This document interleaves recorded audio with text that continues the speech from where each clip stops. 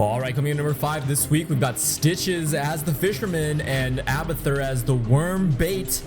And Stitches tells Abathur, "Are you ready for this MLG grab and eat?" Abathur has just placed a giant pile of mines in the bushes. Stitches goes for a hook on Kelthis, gets him, eats him up, and he walks towards the mines where he spits out Kelthis for the insta-kill. And poor Kelthis had no room to react to that Stitches and Abathur fishing combo. Coming in number 4 this week, we've got the red team and the blue team engaged in a huge team fight here in the middle of Blackheart's Bay, where they are fighting for a lot of coins in possession between these heroes, mostly held by Asmodean. Now ETC goes down, gets a stun on most of the red team, and most of them go out, except for Sonya, who manages to pick off Asmodean and pick up a lot of coins. Now Sonya, though, is dropping low. She's going to try to pick off Nova, and she does so successfully, but looks like Nazebo is going to come out on top here and pick up all of the coins that everybody dropped. Now he's gonna head over to the turning point here with 31 coins. However, Abathur is ready for this. As we can see, he's laying down traps at Blackhearts at the same time, and as Nazebo walks on, he sees one mine, he kills it, but he does not see the rest, and he explodes into 31 coins, robbed dry by a sneaky Abathur halfway across the map. Now Abathur is going to go ahead and turn in the coins to Blackhearts before he hurts back home as a very rich slug after a very successful heist. Coming into our number 3 play this week, the blue team has a huge advantage over the red team. As you can see on the minimap, the blue team has all 3 keeps up and the red team have none, and their core has already begun to take some damage. The blue team is all rotating up for the boss, and that boss is gonna finish it for the red team. But the red team have one more trick up their sleeves because they have Sergeant Morales, and they just managed to turn in to Blackhearts. Morales is gonna call in a Medevac dropship here with everybody on her team. Here it goes, timing it perfectly with the Blackhearts bombs as the Blackhearts bombs start to assault one of the keeps on the blue team. Now as the Medevac drops its load, the keep goes down, and this opens up the core to be completely vulnerable, and the blue team does not see this coming at all because they thought that they were safe from a backdoor because they had all 3 keeps up. However, due to the red team's timing with the Blackhearts barrage onto the keep, bringing it down just as the Medevac drops onto the core, the red team in one smooth motion backdoors the blue team and takes the comeback.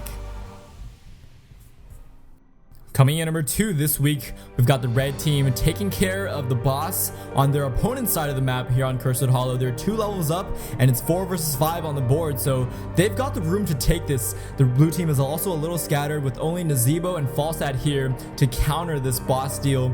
As the boss is dropping pretty low, Falstad gets in position behind the trees, and as the boss drops, Zeratul ports on the beacon, and Falstad gets a mighty gust on the entire red team, stealing away the boss from the blue team. Now, that's not the only thing that happens this game.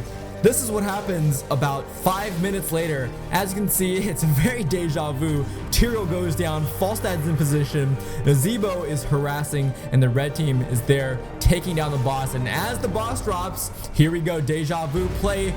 Falstad with a mighty gust gets the boss steal on the red team, but this is not over yet in this game for the red team, as this is what happens 2 minutes afterwards. Red team are taking their boss on their side of the map. Falstad flies in right as the boss drops, gets a mighty gust as it goes down, pushes away the red team. Barrel rolls out through the trees for the 3rd boss steal of the game with that mighty gust. And man, that must blow for the red team. And coming in number 1 this week on Hottest Plays, we got Abathur getting caught in the middle of the map by none other than the Butcher, and this is not looking good for our sluggy little friend. However, Lieutenant Morales is right there behind him to support with the healing. He's keeping Abathur alive, and there's a stim drone on Abathur, making Abathur slap like a crack maniac, and Butcher's health is dropping extremely low, and I cannot believe this. That stim droned Abathur with the last slap takes out Butcher and nonchalantly walks away while kicking aside Butcher's corpse and reminding him that he messed with the wrong slug. Alright, and with that, that's it for this week's Hottest Plays. I'm excited for the next week's because I've ordered a new microphone. It's set to arrive before I start recording next week's plays. And I'm super excited because this microphone that I'm recording on, I've had for about 7 years now. I bought it for like $40, and it's about time I upgrade this thing. So I finally did it. I finally put some money down for that in an effort to kind of improve the sound quality and overall experience of these videos. Anyways, as always, if you guys have a baller play that you would like to send in to our Hottest Plays series to be featured on a future Hottest Plays, send those replays to hotshottestplays@gmail.com with the time code and a description of what happens in your play.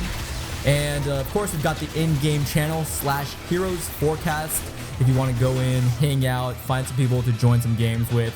Things like that. We're mostly active in the North American channel right now, but there's a small group in EU and other regions as well. And with that, thank you so much everybody for watching, tuning in, subscribing. This is BalncdBrkfst, and I'll see you guys on the next video. Peace.